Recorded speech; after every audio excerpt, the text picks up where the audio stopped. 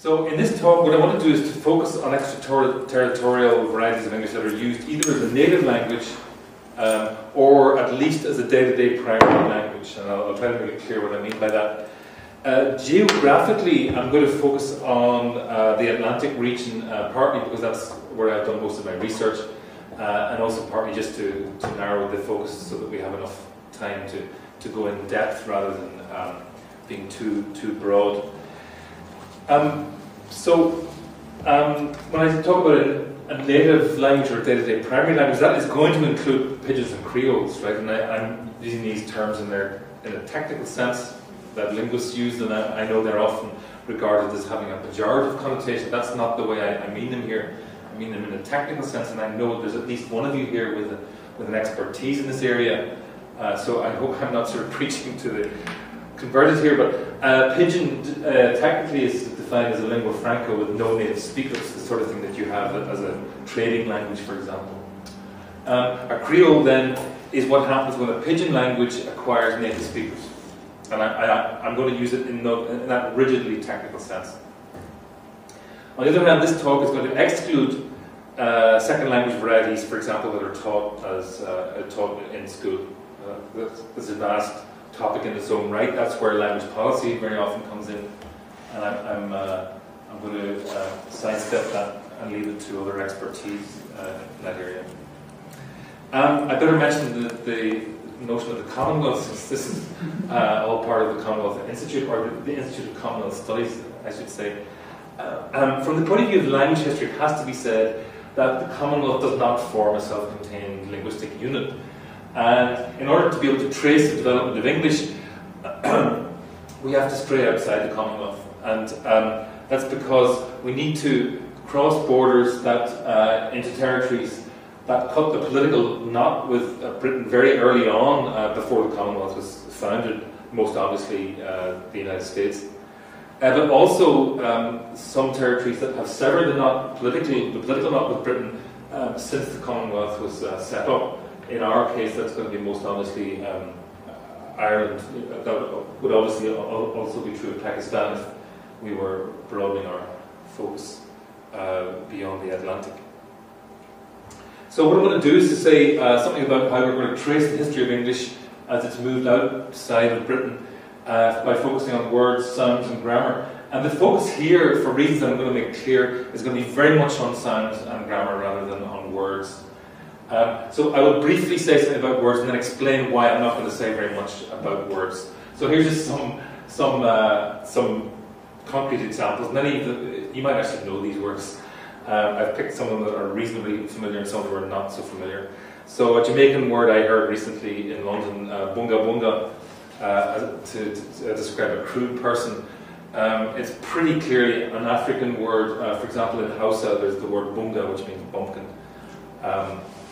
There's the relatively well-known word yam as a Caribbean word meaning to eat, which almost certainly comes from a Bantu root in Africa, which means meat, so nam or yam. In Bantu, being one of the largest language families in Africa, going right the way down from West Africa all the way to Southern Africa, and certainly right down the West Coast, a crucial area for the Caribbean, of course.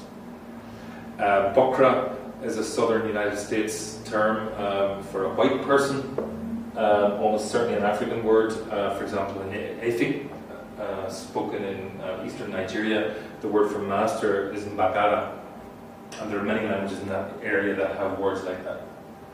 Picni, I know that has negative connotations in southern parts of Africa, but in the Caribbean it's just a regular word for a child. And it's almost certainly from Portuguese, pequeno, and in that sense it almost certainly comes from the original West African lingua franca pidgin that was used before the arrival of English. And there's this great word which I really like, Bonnie Clever or Bonnie Clever. I don't know if you're familiar with it, but it's used throughout the Caribbean and in the southern United States, and it refers to sour milk. And it's almost certainly from Irish. The word for milk in Irish is banya, and clogger means sour. Is Pickaninny related to picnic? Yeah, it's the same. It's the same word, and of course it has different connotations according to how it's pronounced and where it's used. Peking as well is another variant form. In Nigeria, to Salib in Nigeria, they call Makara in Calabar, where I was, and for a man, calling me white. Makara? I was white as well. In Calabar, okay. Yeah, and I was born Makara, foreign woman. Foreign woman, okay, interesting. Oh, white So that's woman. this word here. This has nothing to do with the words themselves. I just wonder why you put Jamaica instead of Caribbean. Okay, because I have to, because I picked this, for Bunga Bunga. Because I only know it via Jamaicans, but it's quite likely that it is beyond the Caribbean, beyond Jamaica. Do you happen to know that for a fact? Well, I'd be surprised if it's only in the one, but the reason I'm asking is it means that you were sure that Nyam spreads beyond Northern Ireland, that's why you say Caribbean. I'm not that sure. Picnic. Picnic, I understand from the books that I read on this, does go beyond one island. I don't know about Bunga Bunga. Do you happen to know? I mean, No, but I suspect, I can't be sure, I think it's in a couple of other islands. Okay. It's just that since Jamaica's in the Caribbean, I just found it odd.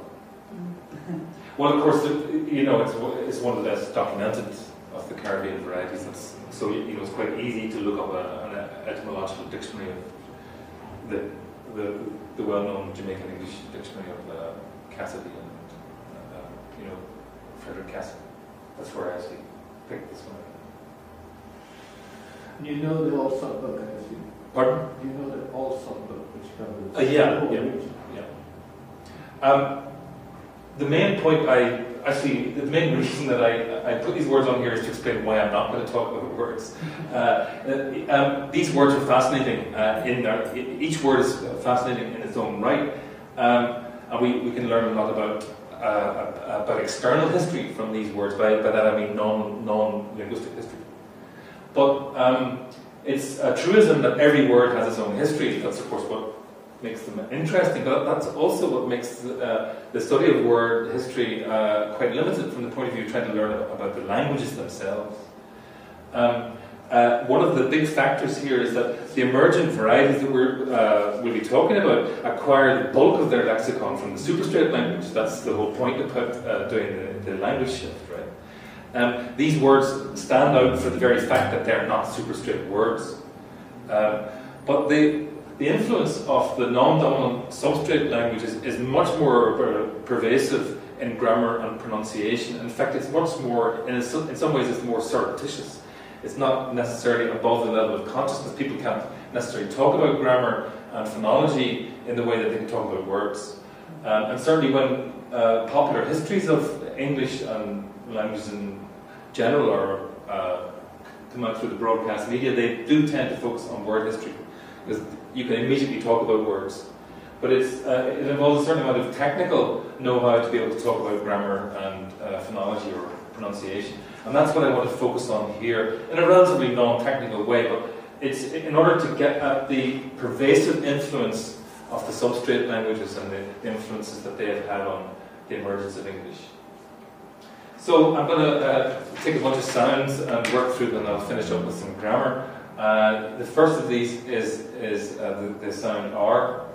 And in all types of English, that sound historical, which was originally present in English and is recorded in the spelling as the letter R, is sounded before a vowel. So in all known varieties of English, you'll get an R in red, rope, true, pray, marry, barrel, and parade, because there's a vowel coming next.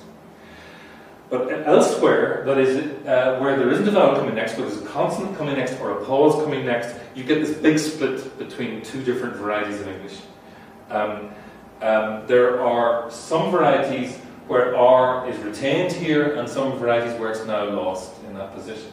So this, in words like card, beard, and word, is to do with whether or not you hear an R sound there or not, in which case you'll hear cad, beard, word, something like that. Or before a pause, like so car, fear, and fur, where the R is sounded, but ka, fia, th, where the R is not sounded. So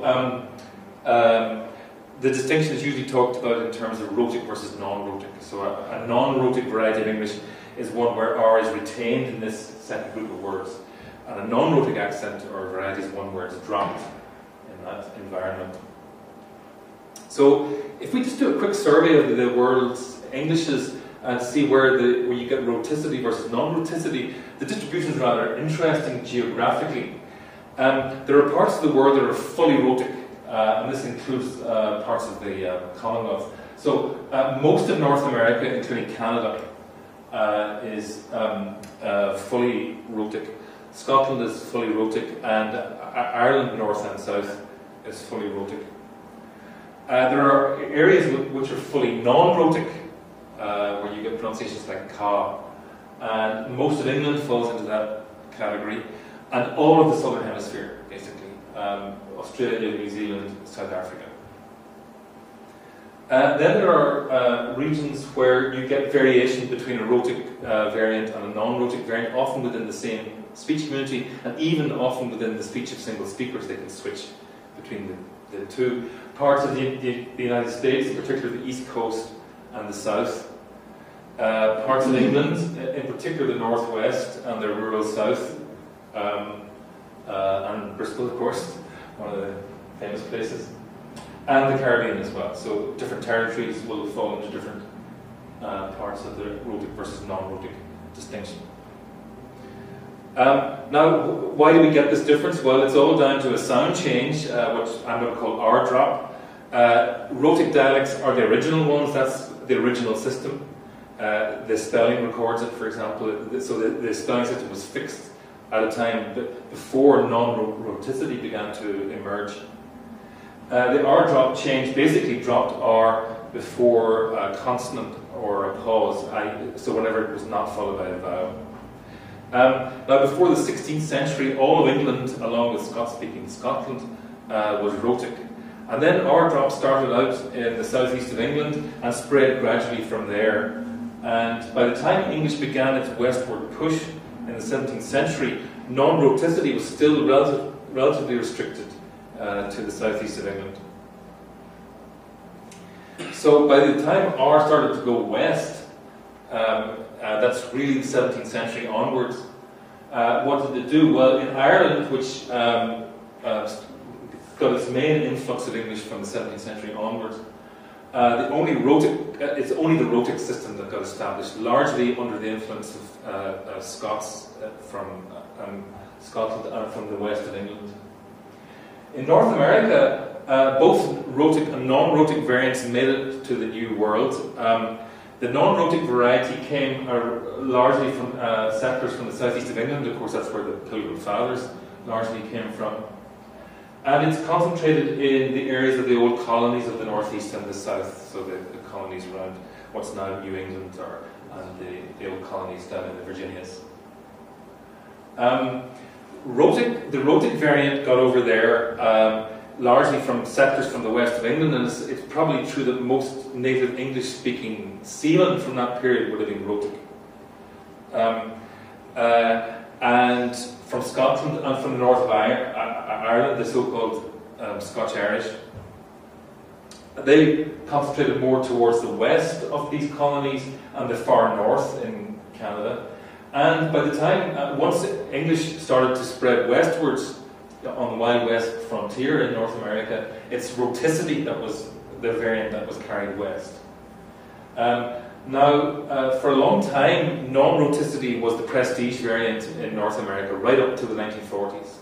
But there's been this abrupt switch since then, where now non-rhoticity is in decline, and is being increasingly restricted both regionally and socially, and indeed ethnically. It's been increasingly associated with African American speakers in certain urban areas. And rhoticity is basically winning out, and is now the form that is taught as the general American standard, for example. So that's the 17th century onwards, right? So that's the New World. Well, what happens when R starts to go south? When English starts to move south, really from the 19th century onwards, and I'm talking about the Atlantic area primarily, first of all, and then eventually the Pacific. By the 19th century, non-roticity in England was well on its way to usurping roticity. So by that time it had established itself as a prestige variant in English, a position it's never lost in England, unlike in the United States. And non-roticity was probably the dominant variant in the establishment of the major English-speaking settlements in the southern hemisphere. So that will explain why Australia, New Zealand and South Africa are non-rotic. Because essentially there's this big time lag between the 17th century for the New World and the 19th century for the southern hemisphere. Roticity was in the ascendant in England in the 17th century, but non-roticity was in the ascendant in the 19th.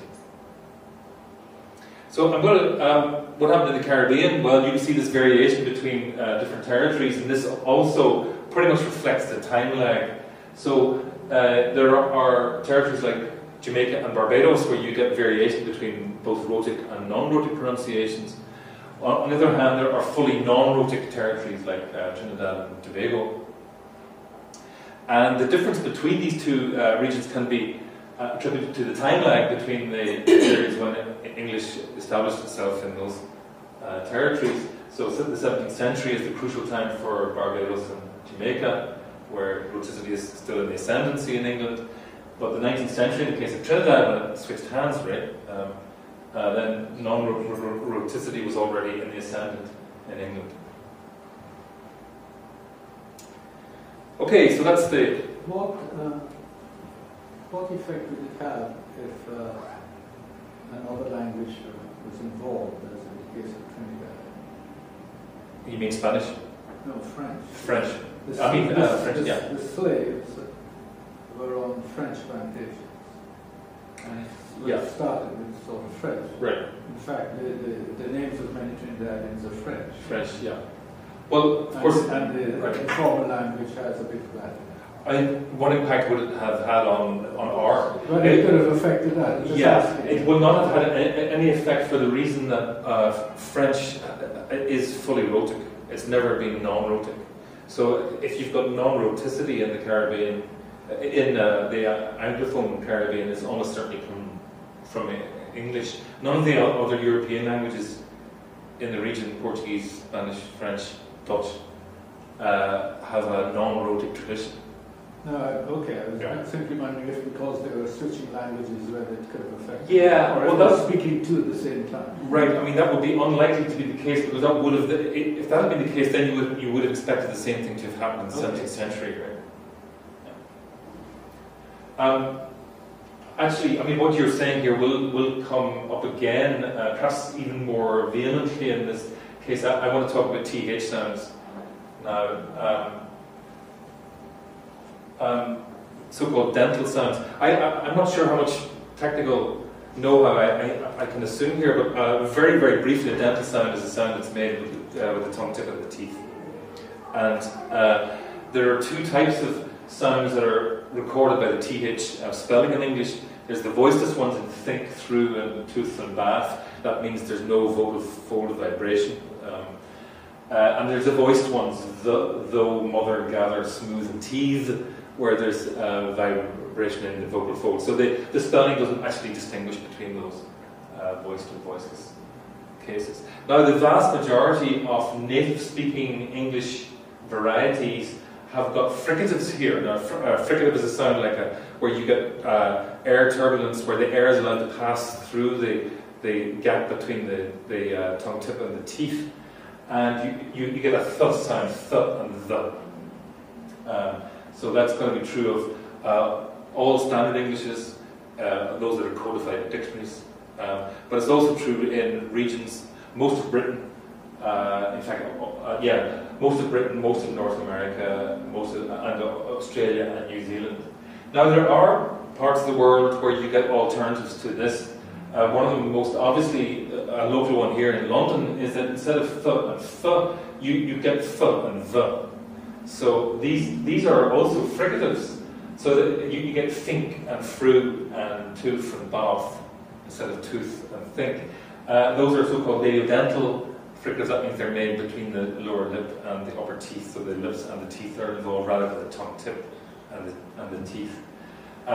These sounds are increasingly common in the urban southeast of England and further afield in England, and they're also reported in inner city United States.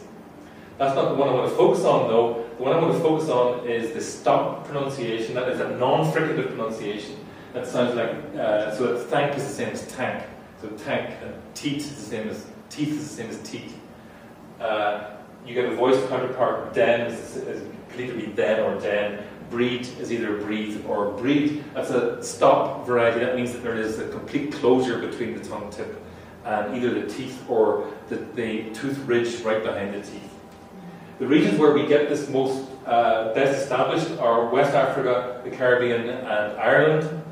And let's hear some of these.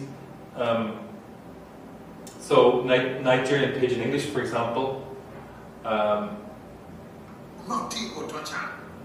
So notin with a t there instead of a th. Is that loud enough? Do you want me to turn it off? It's okay. Yeah, it's okay. So. Or from Ireland here, from County Cork. Mara wanted to go for the whole month, but Michael thought a fortnight was enough. So you can hear it there in month and thought. Mara wanted to go for the whole month, but Michael thought a fortnight was enough.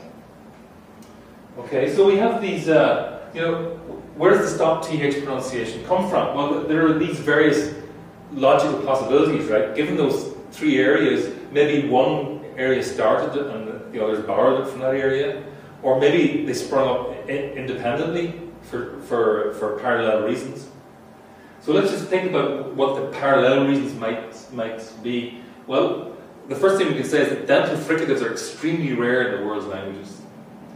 Even in European languages, it's very much a majority, a minority sound. You get it in Castilian Spanish, you get it in Greek, you get it in English, but you don't get it, for example, in French, German, Dutch, Polish, Russian, Catalan. Moreover, the TH, the dental fricatives are more or less completely absent from the substrate languages spoken in the areas where the contact varieties have stopped TH. So in West African Englishes, of course, we're dealing with a huge genetically diverse pool of languages there, but it's practically true that none of those languages have dental fricatives. Now that would explain the establishment of stop variants of TH in West African Englishes, the Pidgins, the Creoles, and of course even in regional Standard English. It would also explain the presence of stop variants of TH in the Caribbean, right, on the assumption that those varieties in West Africa were crucial for the establishment of for the emergence of English in the Caribbean. In the case of Irish English, there's only one substrate language, namely Irish Gaelic, and Irish Gaelic also lacks dental fricatives. It's one of the European languages that lack it. So a reasonable first assumption would be that the reason we have this present-day distribution of t pronunciations of TH has to do with the substrate languages. And the fact that we've got stop variants in Irish English is largely independent of the fact that we've got stop variants in the Caribbean. You might have thought, well, that's a pretty obvious thing to say. What kind of influence did Ireland have in the Caribbean? Well, I'll come back to that. Can we just ask, why have we got them then? Because nobody, all these many languages don't use it. Why do we? Okay, so there must be some other reason that the sound is so rare, right? Now, some people talk about ease of articulation.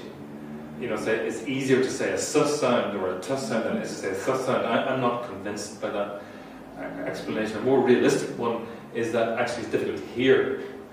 It's about speech perception rather than speech production. And in fact, the sounds th and th are extremely perceptually similar.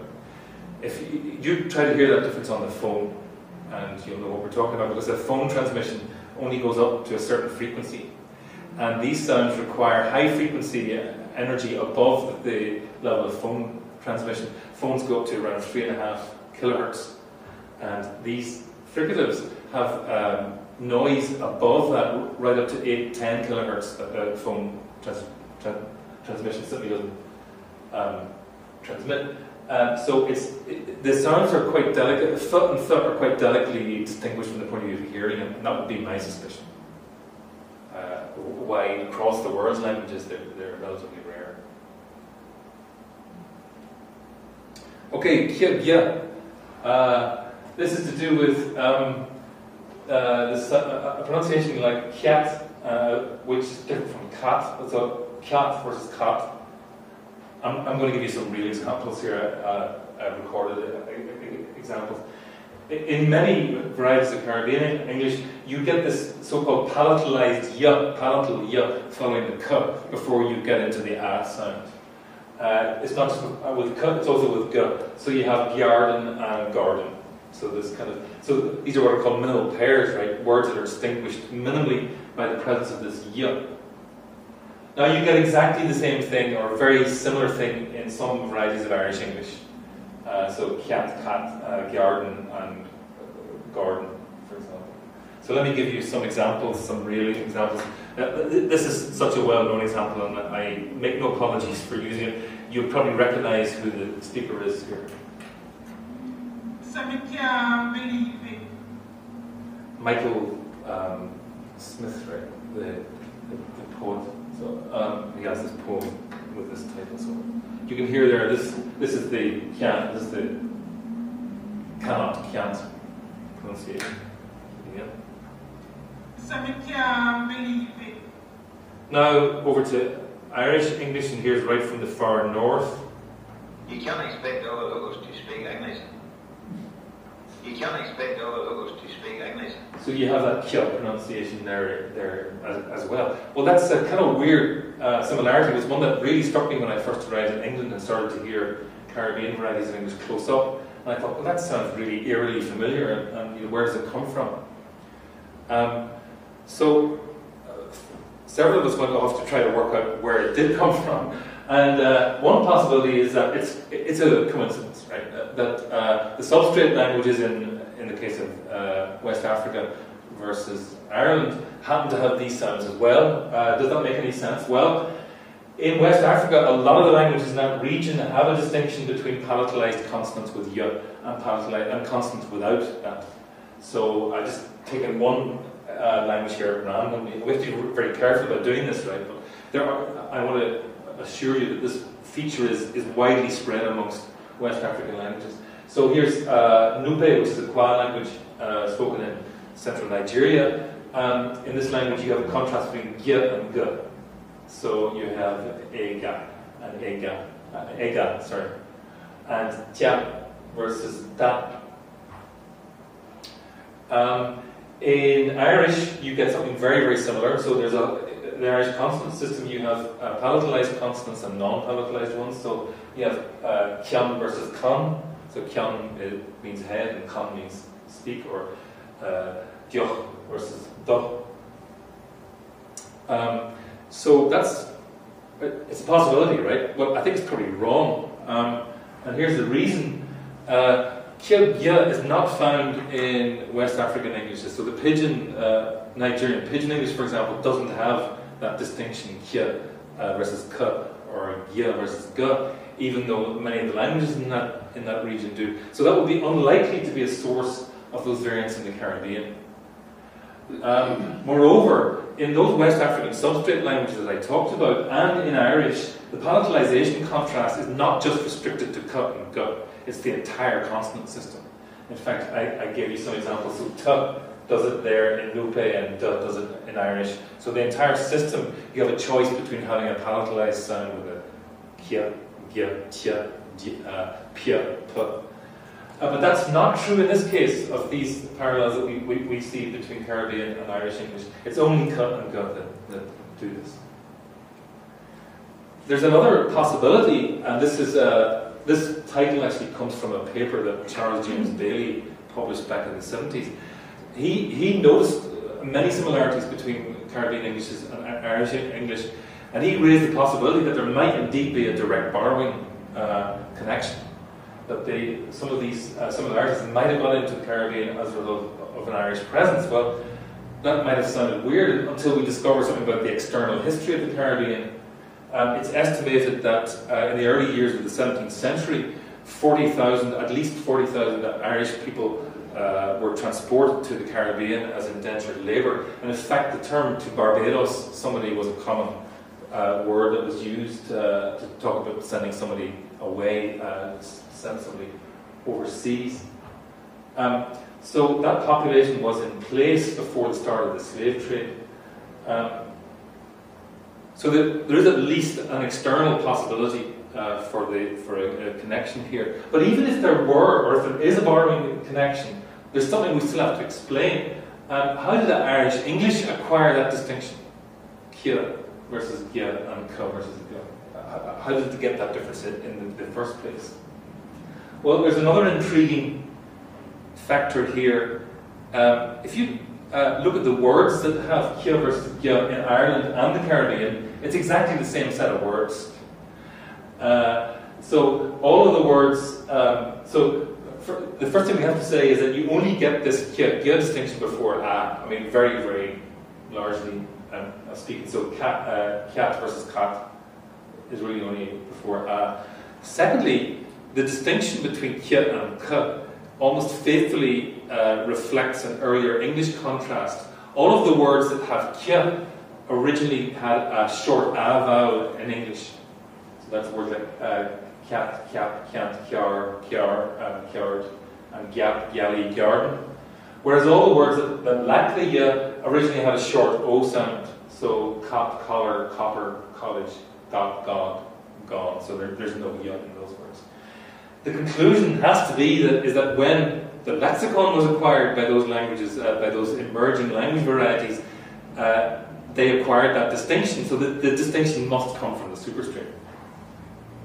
Well, that's kind of weird, right? Because nobody talks about kia, gia as a feature of British English. But in fact, if you borrow around, you'll discover that there were early reports of that pronunciation in England back in the 17th century. So one example is John Wallace's book from 1653, where he comments on this particular pronunciation, which he denigrates as a kind of a regional pronunciation. Henry Sweet, as late as the late 19th century, reported it as being a very old-fashioned pronunciation in England. And in the 1950s, once dialectology really took off in England, we get reports of it in parts of the Midlands, in the Survey of English Dialects, and in the United States it was reported in the 50s for certain rural southern United States dialects. So the conclusion that is reasonable, it seems to me, to draw here is that the kia, the kiar, gyarden pronunciation was once prevalent in English, or at least once well established in metropolitan English, has now dropped out of general use, but has been preserved in Ireland and the Caribbean. So these are two kind of relic areas where, as the tide has gone out on kia, gia, then those two areas have just retained what was originally a more general pronunciation.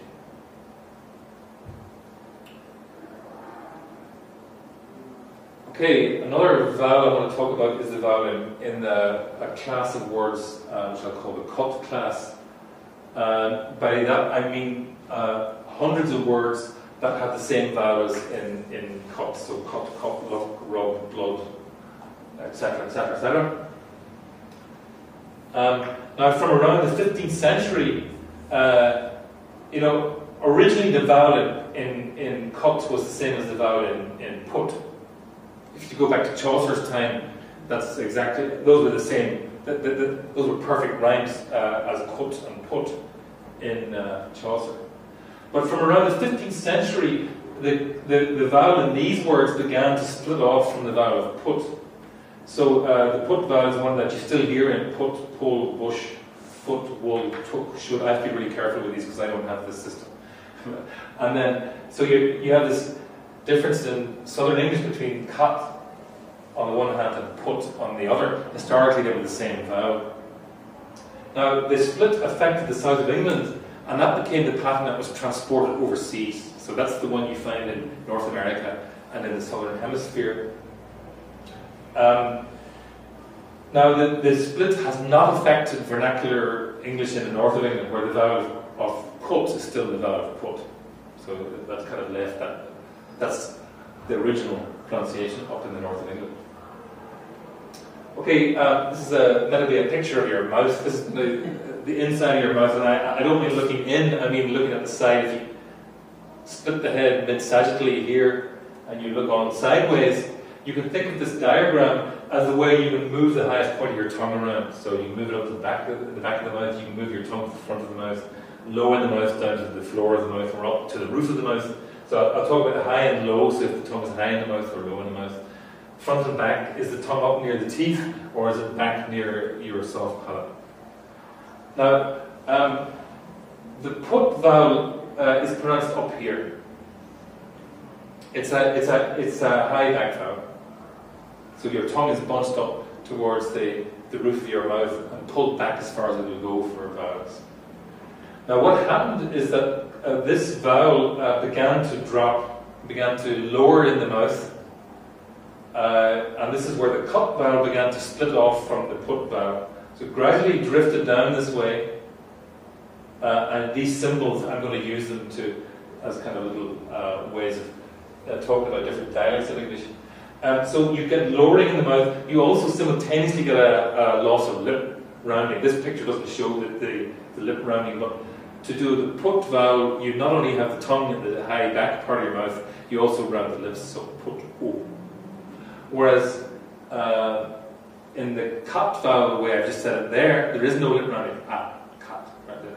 So we've got two changes. We're lowering the vowel and we're losing the lip rounding. So here are some of the regions that where you'll hear these different vowel sounds. So in the north of England, you'll still hear put and put. You'll get a mid-non-round pronunciation that sounds like cut. That's what you get in most of North America. And you get it in old-fashioned Southern British English. You can still hear an old kind of BBC pronunciation from the 1930s. It sounds like cut. These days in the south of England, you get a much lower vowel that sounds like cat. And that's the one that you get in the modern standard British English. So if we put some labels, if you wanted to go to different cities, this is what you would hear. In Manchester, you would hear put. In New York City, you'd hear cut. And in London, you'd hear cat. So basically, these different variants are kind of staging posts on the history of this vowel as it moves down through the vowel space. Now, why am I talking about this? Well, there is a pronunciation which is different from all of those ones, which is mid and back, but it's also got lip rounding. So that's why I said it's a mid-round sound, and it sounds like cut. Right? So it's lower than put, but it's not as low as cat. And it's got the lip rounding that is lacking from this sound that we had in New York City. So it sounds like cut. Now this pronunciation is prevalent in parts of the Caribbean, in Ireland, and West Africa. So again, we've got this kind of triumvirate of regions that have a feature that's not found in the home varieties of English, nor in North America. Now, it's interesting when you look at the fate of the cut vowel in different parts of the world. And what I'm going to do here is compare West Africa with Southern Africa. And what I'm going to do here is look at an indigenous language, Yoruba, which has borrowed a bunch of words from English, including a bunch of words that have the cut vowel in English. And it's interesting in Yoruba that these are all borrowed with the vowel o. That's a mid-round vowel. So bos is bosi, bota, dosi, gomu. So those are all how those words were borrowed. And we can compare them with the way Yoruba borrowed what I'm going to call the bat class of words. These are with short a, so words like bank, fan, gas, hammer in standard English. These ones are all borrowed with an a type vowel, banki, fan, ga, si, ama, with an a vowel. That's a fully low vowel, low in the mouth. So we have this difference between a and o. A in the bat words, o in the cut words. You get this also in native varieties in West Africa. So here's Creole, the major Creole of Sierra Leone. you get exactly the same pattern as in the loan words in Yoruba. So the cut words all have o, so broda, monkey, but, whereas the a words all have gladi, arata, bak. So that's the pattern for West Africa. The cut vowel is o. We go down to Southern Africa and we see a very different pattern, and it strikes you immediately as one of the giveaway signs for trying to identify an African pronunciation from the south to one from the west. I'm going to start with Sesotho, one of the major Bantu languages in Southern Africa, and it's borrowed a bunch of English loan words as well. And the cut words all come out with a rather than with o. So Bolaka, Laki, Basi, Elabo. So Basi is the word for bus in Sesotho, but Bosi is the word in Yoruba. Why? Why would you use different vowels? They have identical vowel systems, by the way. Sesotho and Yoruba have the same basic vowel system. Meanwhile, the a words, these are the ones with short a, are all borrowed not with a but with e. So it sounds like, so the word for mat is nete, hobena is to ban, hokena to can, bege is the word for bag. And you remember in West Africa, the vowel that you use there is a, it's not e. Okay, here's a pigeon from South Africa. It's the Fanagalogo. Or Fanagalo is another word for it, or Fanagalog. It's the South African mines pigeon, and it has a lot of. It's got a lot of words from English in it, and some technical words in English. So, and it has exactly the same pattern as the loan words in Sesotho. So the cut words all have a, so black for plug, mali, money, sampu, som, sapa, supper. And similarly, the bat words are all borrowed with e. So fen for fan, tank, taxi, kedi. That's a giveaway.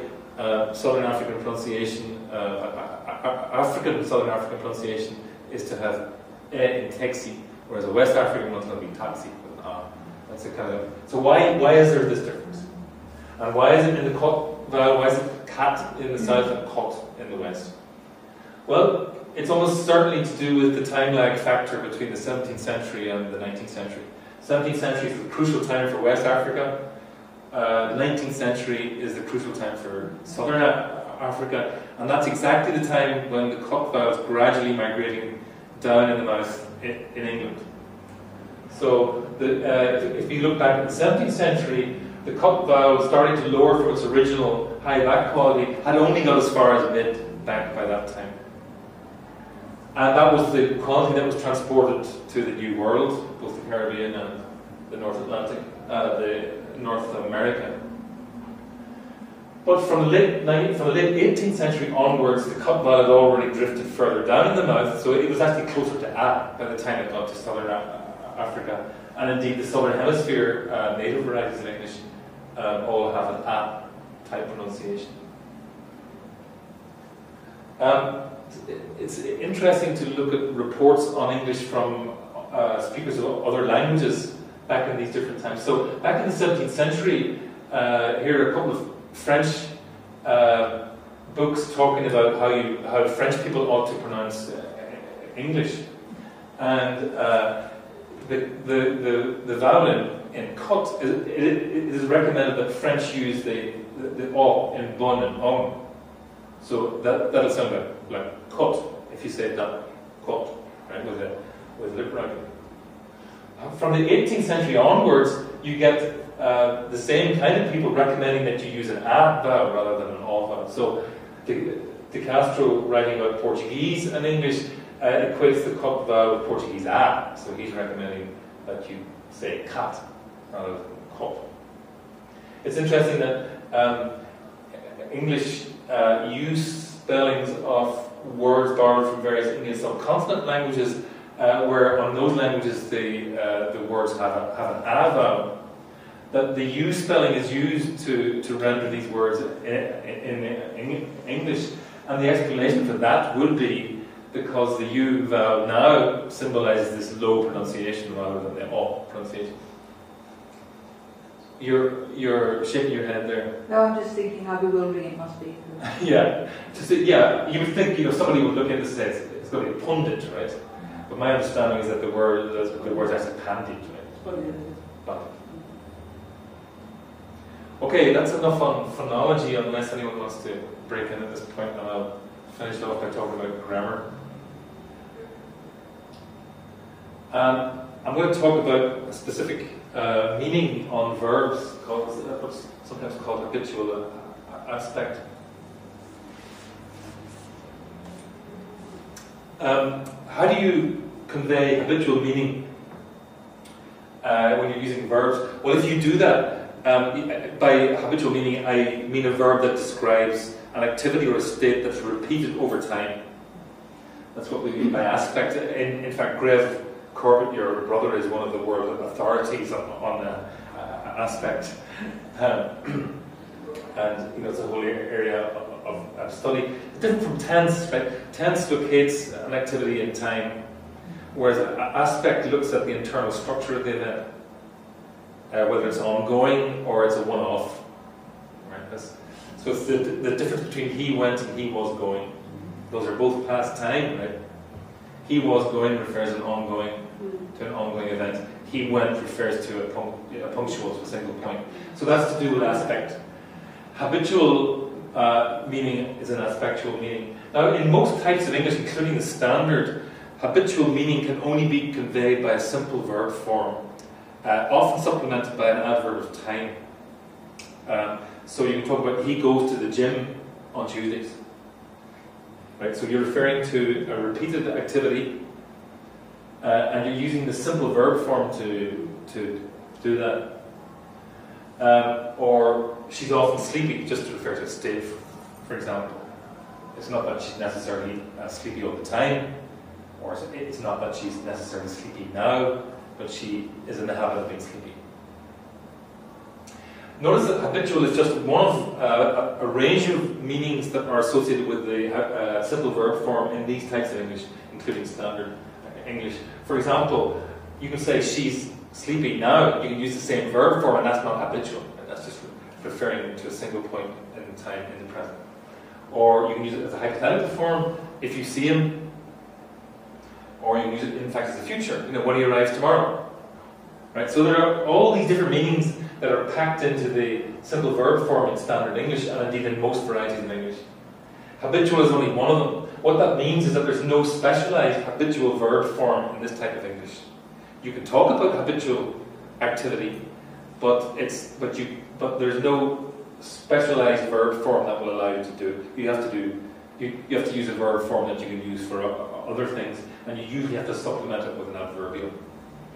Now, that's not true of all languages. There are many languages where you get special verb forms that exclusively carry habitual meaning. I'm going to give you some examples. Now, what's interesting is that there are some varieties of English that also have special habitual aspect markers. Special verb forms that exclusively talk about habitual activity. And it's the usual suspects, right? It's the same suspects as we've seen it before, with the addition of African American vernacular English. Some Caribbean Englishes do it. Some West African Pidgins and Creoles do it. Irish English does it. And these varieties of English do so usually using some derivative of either be or do, or some combination of be and do. So let me give you some real examples. Here's habitual be. In African American English, and in the vernacular variety of African American English, there's a difference between he's sick versus he be sick. Right? He's sick. Notice there's no verb form there. That is non-habitual. It means he's sick now. So he's sick is equivalent to he is sick now in standard English. But he be sick means he's in the habit of being sick. So here's some real examples from the literature. That man be here every night.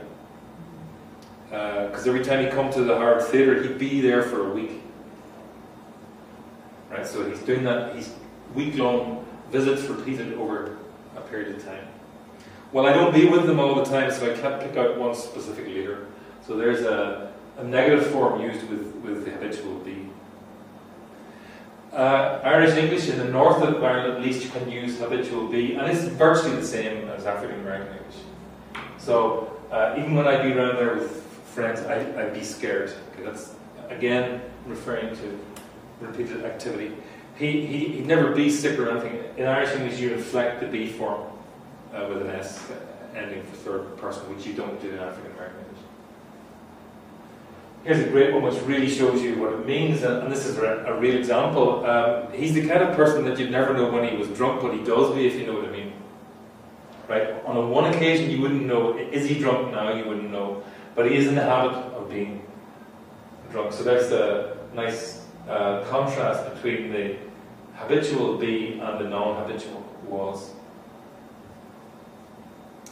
The do forms, you get these in the Caribbean and South America, and they're typically, at least phonetically, derived from do and does.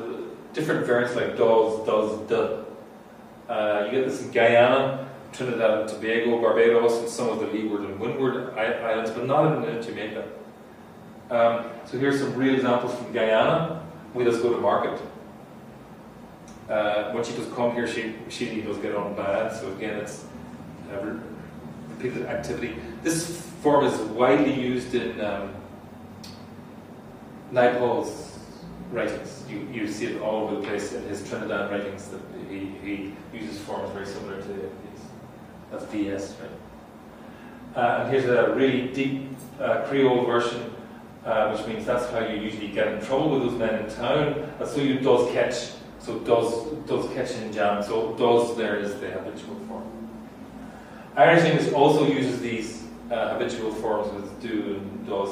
So he does help us. He does plough the field for us. So that's referring to repeated activity.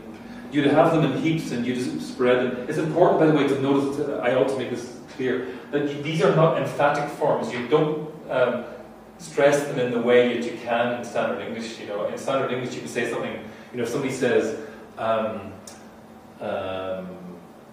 haven't seen him around here lately, and then the other person says, well, but he does come here. Okay, that's an emphatic use. That's not what these are. These are non-emphatic. They don't have a sentence stress on them. They're just like, they just carry, they don't carry emphasis, but semantically they carry the habitual meaning. Or an example here, a lot of them just cut them all into June. Okay, so where do these come from? Well, the actual phonetic forms probably derive from do and be. I mean, that's pretty uncontrovertible, I think, incontrovertible. But the specialized habitual meaning must have come from somewhere else. So we need to distinguish between the form of the words and the meanings of the words in order to make any headway here. It looks like the form comes from the superstrate, from do and be. It looks like the meaning comes from somewhere else. Now, one possibility we still have to contend with is that there might be a borrowing connection in the Caribbean, and the borrowing connection between Irish English and the Caribbean and Irish English and African American Englishes. There is a distinct possibility there that we can't rule out of hand. But the first thing I want to do is to consider the role of the substrate languages. Is there a role that the substrate languages could be playing here? And I think there probably is. If we go back to West Africa and indigenous West African languages, many of those languages have specialized habitual aspect forms. And it's not just one or two languages, it's a very widespread characteristic of the whole region across different genetically unrelated languages. So I've just taken three language families here, West Atlantic, Kru and Kwa. Those are all very different language families. And in each of those language families you'll find languages that have special habitual aspect forms. So Wolof, for example, has a suffix an. You can see it here, binda to write, or bindan to write habitually. So that's a suffix. In Kru language, Gurebo has a suffix no. Kwa languages, Ewe has na, a suffix. Yoruba has a suffix ma. And Igbo has an independent standalone word de, which is interestingly a possible phonological source for some of the forms in Pidgin English. In Ewe, for example, you can get me to meaning go, went at one point, and meyina, I went habitually, or I go habitually. Many of the West African Englishes, the Pidgins and the Creoles, have similar special habituals, mostly involving some form of de, or de. From Nigerian Pidgin English here, for example, we've got ego, so that's he or she went, versus idego, she does go habitually. My understanding is that the pronunciation of de gives you a way as to what kind of West African Pidgin you're speaking. My friends from Cameroon speak Cameroon Pidgin English, use de, and then they comment on Nigerians that they know from Eastern Nigeria using de. So apparently there's a phonological thing there, but it's the same meaning. Irish substrate, this has also got a distinction between habitual and non-habitual, at least in the verb to be. So in Irish Gaelic, there are two forms of the verb to be, ta and bian, and they mean different things. So if you want to say she is here right now, you say ta, she, and shod, and this.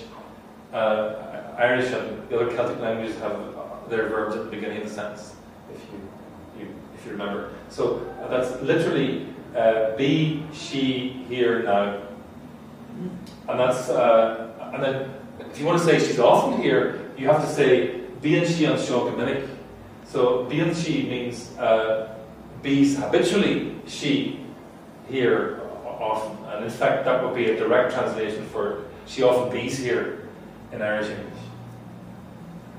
So there's a very strong possibility that substrate languages have contributed to the perceived need amongst these speakers to codify or to grammaticalize, to use a linguist term, grammaticalize habitual aspect. That is, to give habitual aspect its own dedicated grammatical form. The term that's sometimes being used here as habitual forms in the Caribbean and African American Englishes are old world meanings dressed up in New World guise. By that we mean, Old World in this case meaning West Africa. So these are West African meanings attached to European phonetic forms. So be and do are the actual phonetic forms, but the meanings are from West Africa. It's been claimed that Old World meanings in New World guise is a very general characterization that you can make about Creoles in the New World, and indeed of African American English, which people of course have claimed has got a Creole history. So in our case, what that means is that the phonetic forms would come from the superstrate, from Metropolitan English, but the meanings would come from the substrate, the African substrate languages. Now, you can make the same point about Irish, and then the question is whether Irish English, once it had these forms, played any role in the New World, or in the Caribbean, or in North America, in encouraging the growth of these forms. Well, if there's any borrowing connection here at all, it's going to be at best reinforcing. Because you could say that the drive to grammaticalize habitual meaning was already present in these varieties coming from West Africa.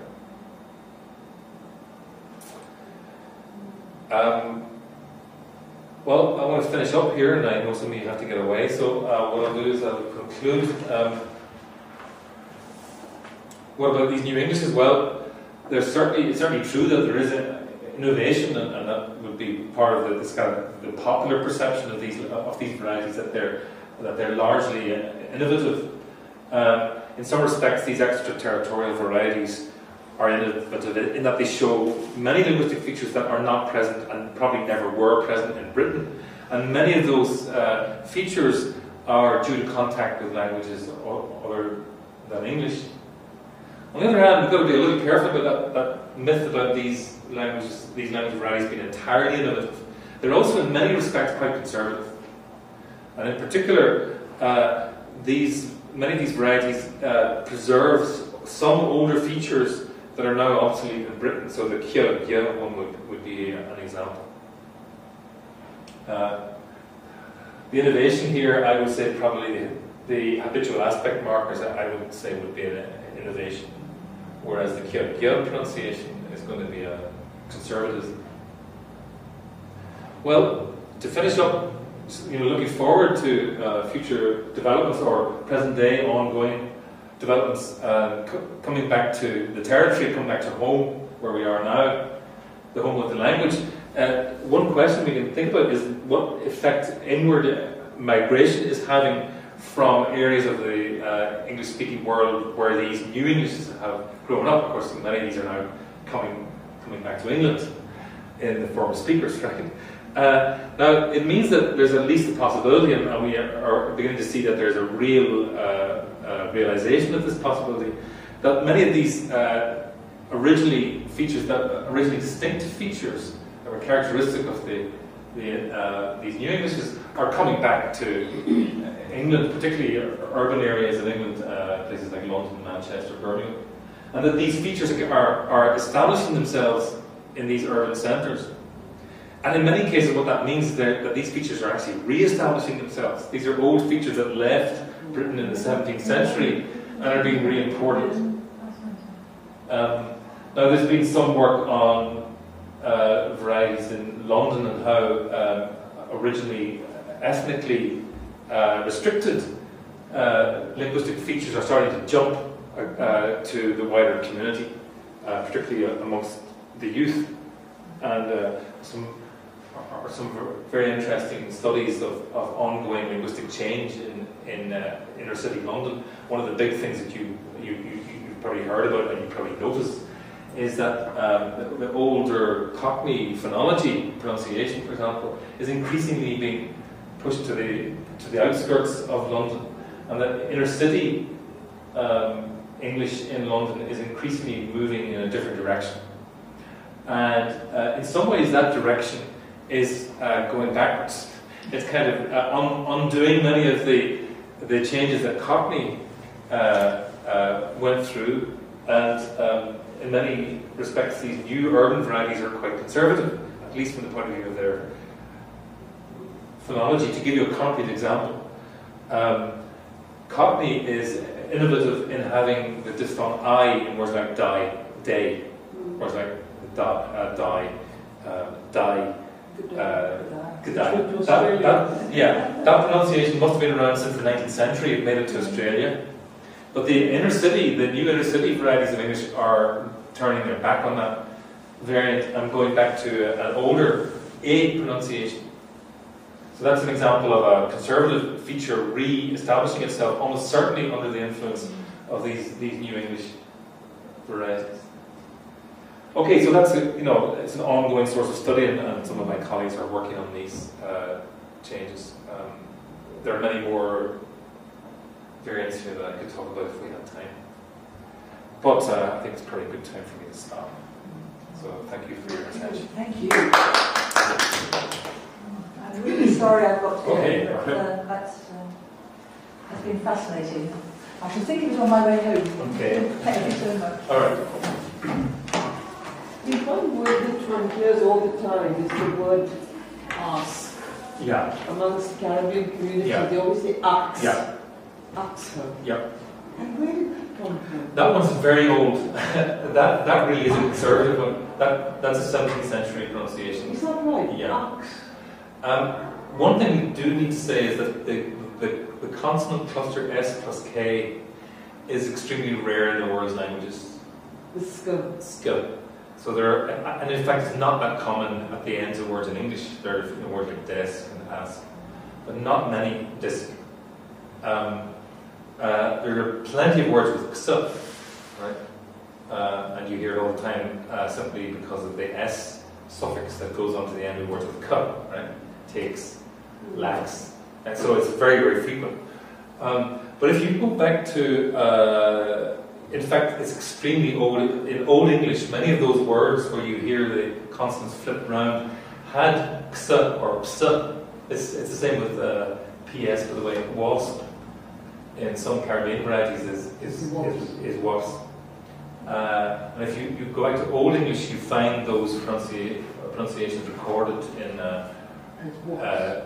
wops and acts.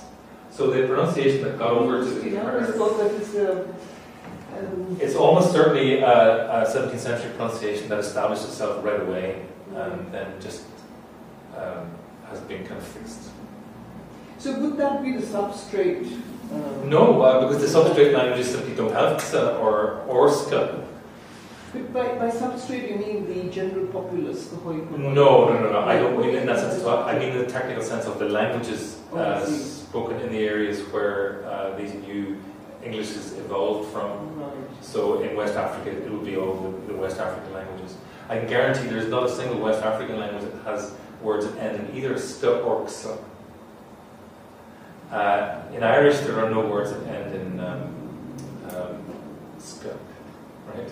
So, sorry, that end in ksa. So it's the other way around there. But there are no West African languages with ksa. So you can say, well, that was a predisposition not to acquire words in English that have it. But the ox pronunciation was already available in English when it arrived in the Caribbean and in fact in West Africa. I think in West African pidgins, ox is the pronunciation as well, right? I'm pretty sure it is, yeah. Because that even goes to proper names like Anselm. They say Anslem. Yeah, that one is slightly different. It involves a different type of consonant there, and that flipping around of that involves what are called liquid consonants L and R. Okay. And that's quite a widespread process in indigenous English to get those flipped around. So, but I've only come across that one from people one of word. Yeah, like so. If it goes back to the 17th century, as you say, yeah, it makes sense. I mean, LM and ML is not a possible cluster in West African languages. Yeah, but there are many dialects of English that won't let you do some of those clusters either. Like in Scottish English, for example, or Scots, ERN, R is also a liquid, right? ERN is pronounced REN, so pattern is patron, modern is modern. Modern. Okay. It's essentially the same kind of thing. That would explain. How much of that has to do with what might have been called formal education and training in speech? People just picked it up and spoke it. My own experience of the LM one is that we were taught. we say film because we.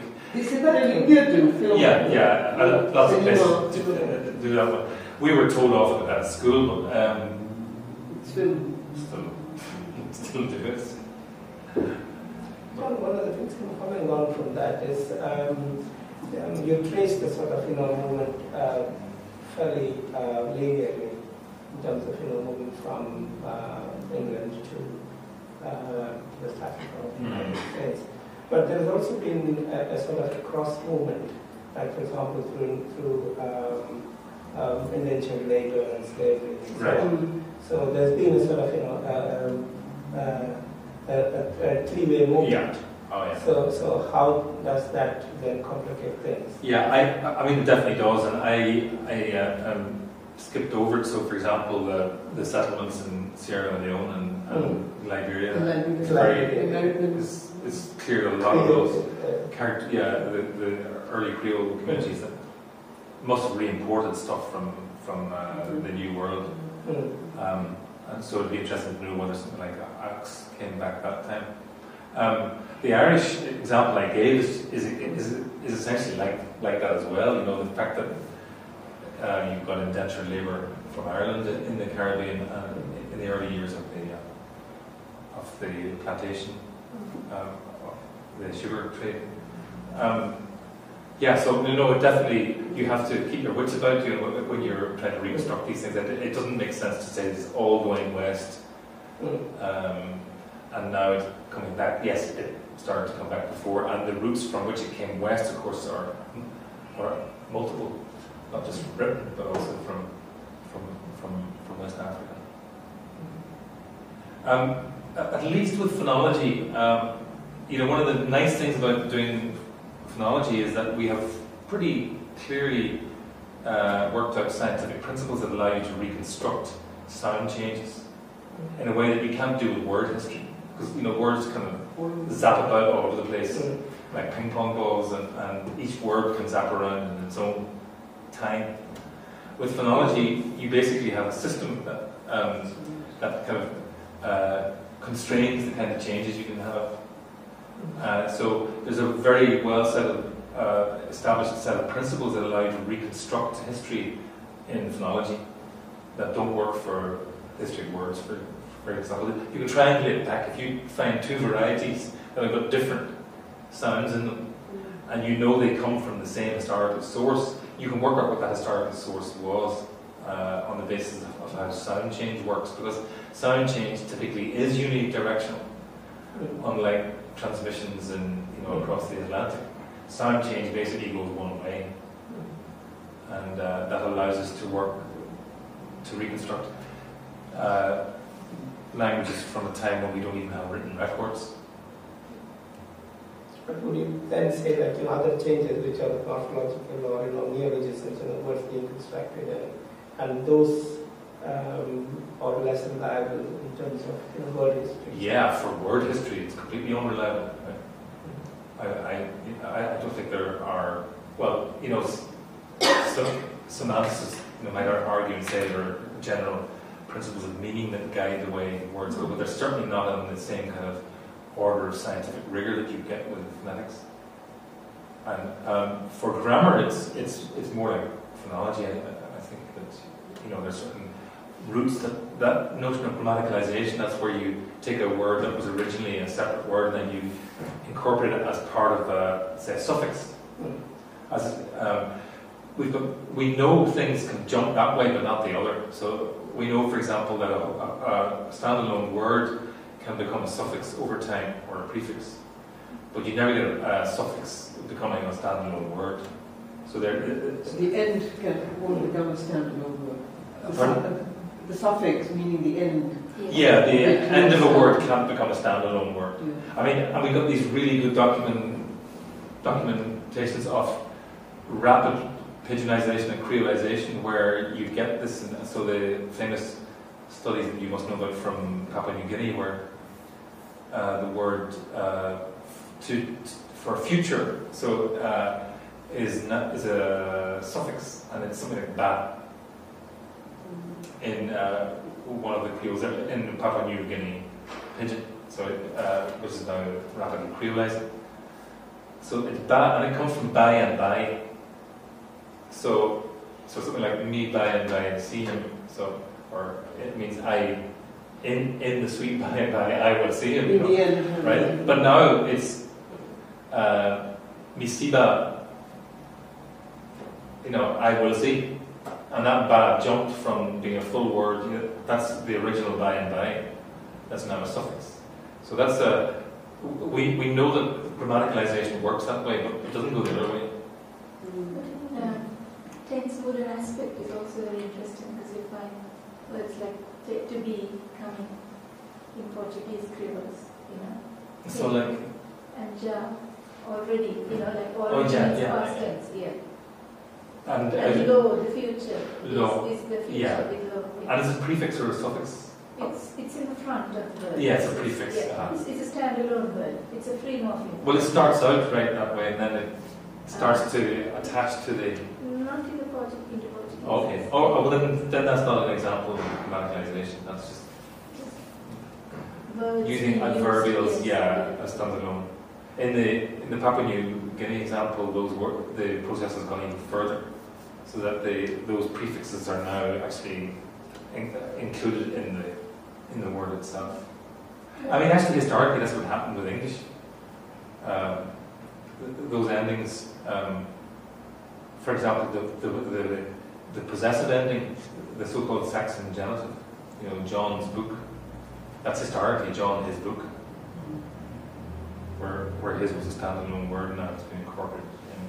It's been argued that the third person singular form in singular verbs in standard English, like he goes, comes historically from is. So as an example. Was it he go is? Yeah, that's he goes means yeah, he yeah, goes that's is. yeah, or at least some form of the verb be separate from the Greek verb. What happens with the code switching and things like that? How does it, say, for example, when Bramptons work on Punjabi, Right. and one of the things is which I notice is again the switch between, say, Punjabi or many Indian words would be the main sentence would be in English. Right. With the last part, the coda, the tag part being in Urdu or Punjabi, for example, it's a wonderful day, Haina, towards the end of the word. So when that sort of mixing takes place, does that affect the sort of phonological? Well, I would take that as a symptom, and I know other authors have done that. That's the kind of thing that you would get if there's language shift going on. I mean, even if there isn't language shift, of course you would get that. But it's one of the things you definitely do get when there is language shift happening. And so that presumably provides us with a snapshot of what things were like at an early stage in some of these new Englishes, where the original languages are no longer spoken. So that's one of the routes, I presume, by which the substrate features jump into the superstrate language. Code switching would be one of the most efficient ways of getting in, right? Yeah. Even in phonology, people have shown that people switch phonetically between two systems, and then eventually that gets much less clear cut, and then you just wind up with a single system. There's a fascinating work that I heard reported on recently, which dramatically shows this. I was thinking about this. About the Welsh-speaking community in Patagonia. Just been studied. So there's a Welsh, as you know, in Argentina. There was also an Irish-English community there. It's still there. And there are some recordings that are available on RTE, the Irish broadcaster, giving you the speech of 3 different generations of these communities. They all speak Spanish. But the oldest speakers switch phonetically between Spanish, and this form of English that is not remotely like Spanish. The second generation, you can see the phonology is kind of drifting towards Spanish, and the third generation, it sounds like Spanish to me. When it sounds like a Spanish accent to me. They're still fluent in English, but they now speak with a Spanish accent. So presumably, what's happening, that second generation is graphically showing how you can sort of even switch at that phonetic level, and the long-term effect, of course, is to wipe out the differences between the languages in a community where there's no reason to really hold on to English beyond. I wouldn't be surprised if the next generation doesn't do it. Can I take you to some definitions? Oh yeah. 2 things. One is varieties and dialects. I was hoping you wouldn't ask me. So I have to always talk about Indo-Portuguese. In India and Ceylon, they're related. I tend to use varieties, but I often wonder, they understood each other long time ago with these languages. So how do you, is dialect? Well, there's a literature from the 1960s by Wolf and Ferguson and various people where they did these studies of villages. The Wolf studies villages in West Africa, one of the most multilingual places on earth. So that this village speaks a language which is genetically unrelated to village B, right? And the speakers in village B claim to understand the speakers in village A when they speak their language, but the people in village A claim not to understand the speakers in village B. So what that showed, and the Wolf drew this conclusion, is that the criterion of mutual intelligibility is not a valid one when you're trying to distinguish between what's a language and what's a dialect.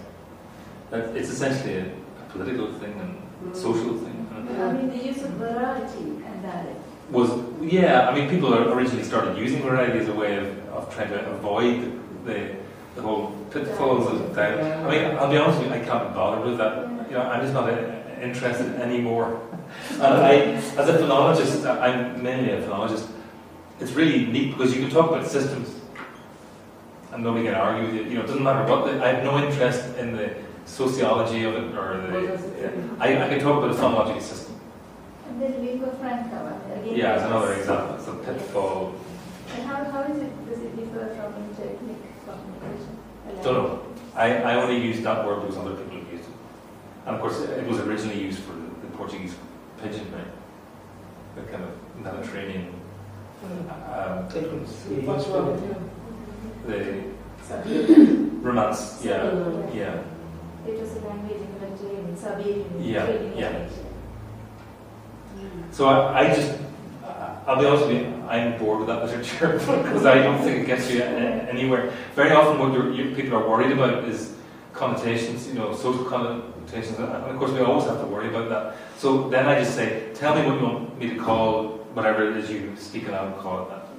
No, I mean like lingua franca, in English people say it's a language of currency, it's associated with trade.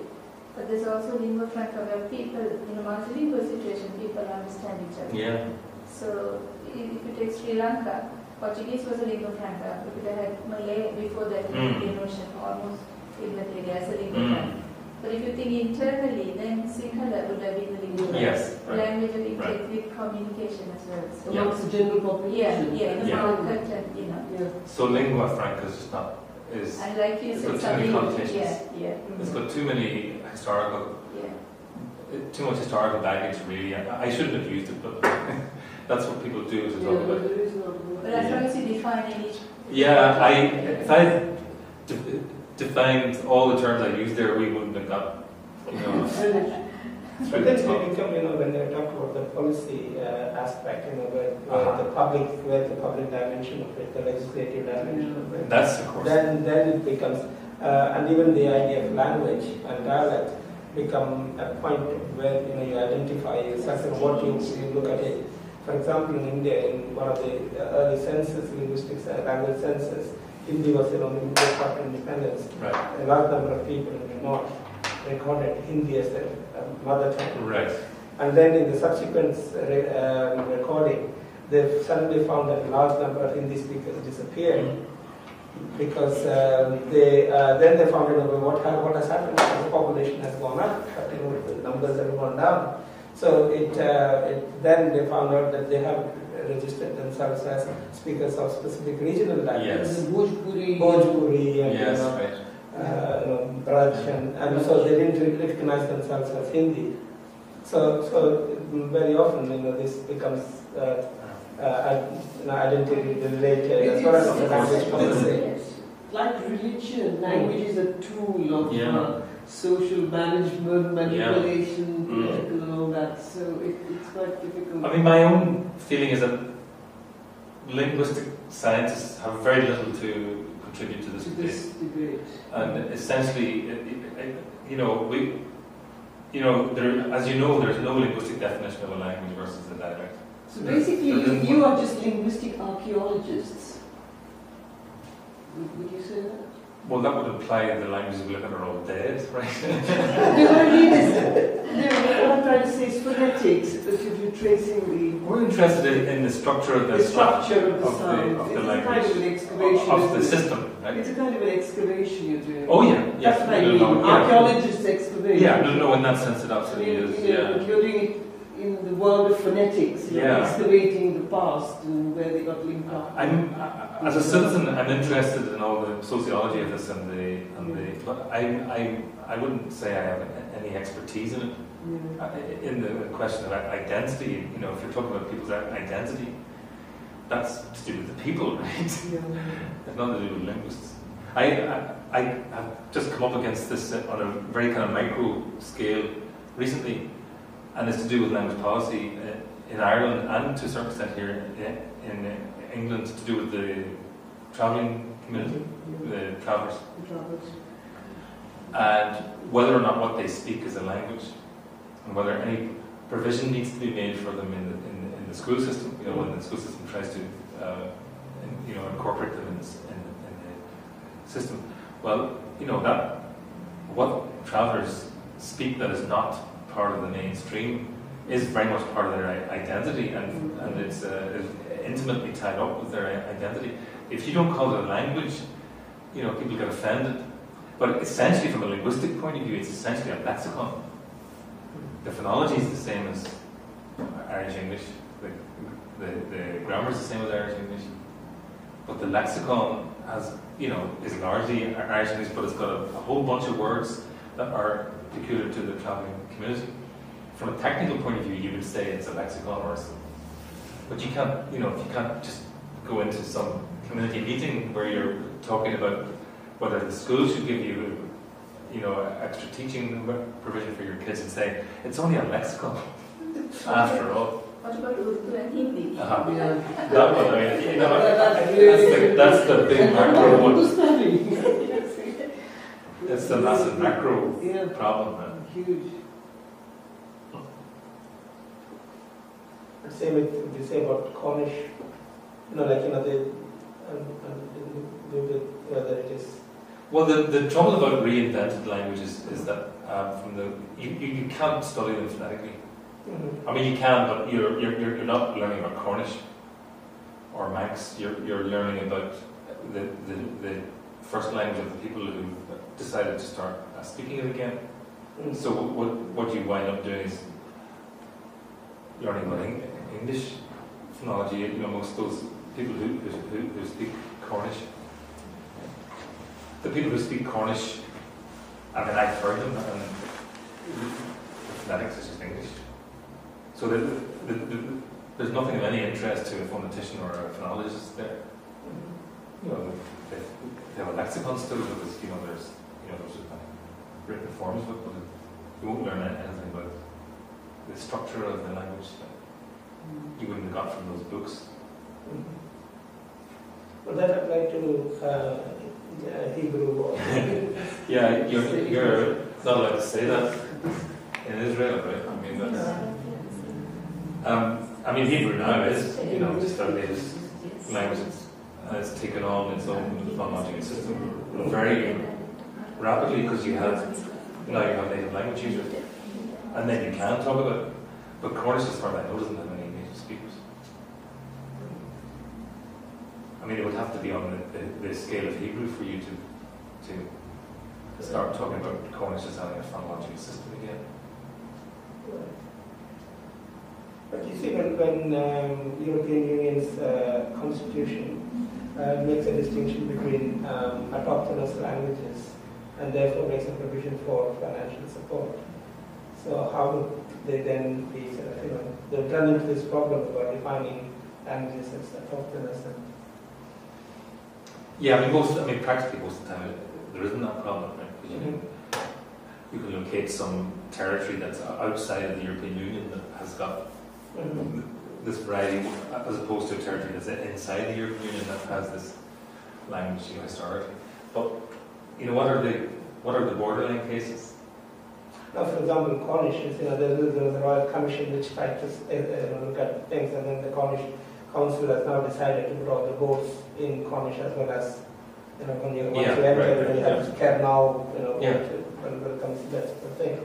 So it again raises this question in terms of, to what extent one can be autochthonous, and if somebody is deciding that, and then apart from the advisability of it, so to speak, understanding keep saying there are more Punjabi speakers in England than in UK than Welsh speakers.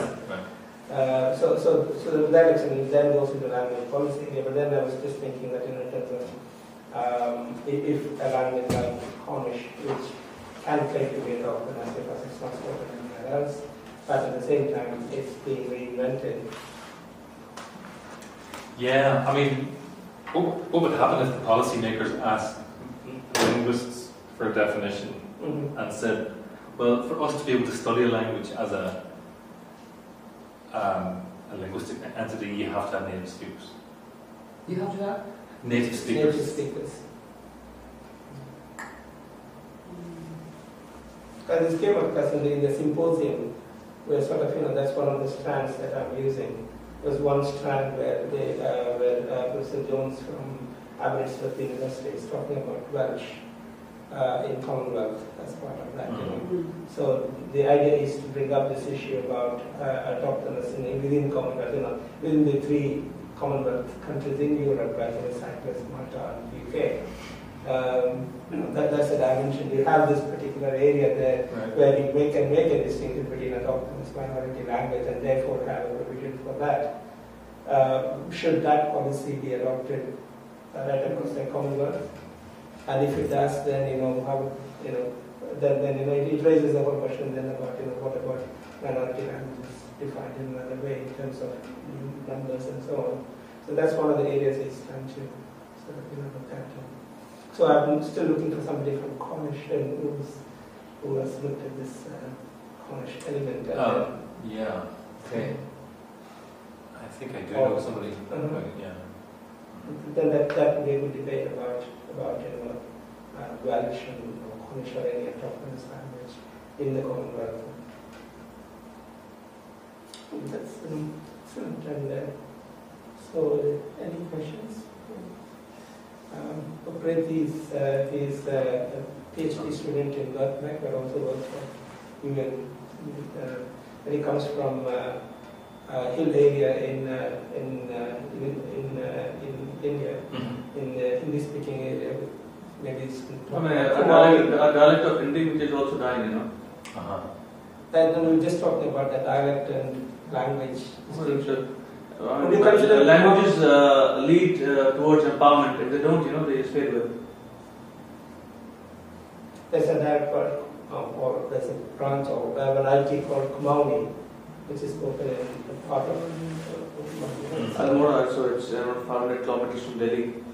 Sir Roland Ross, the British gentleman who won the Nobel Prize, first British to win the Nobel Prize for medicine, was from there. Very popular amongst the UP trails. Allen Ginsberg, Timothy Leary, Phil Beatniks and all that. Oh, right.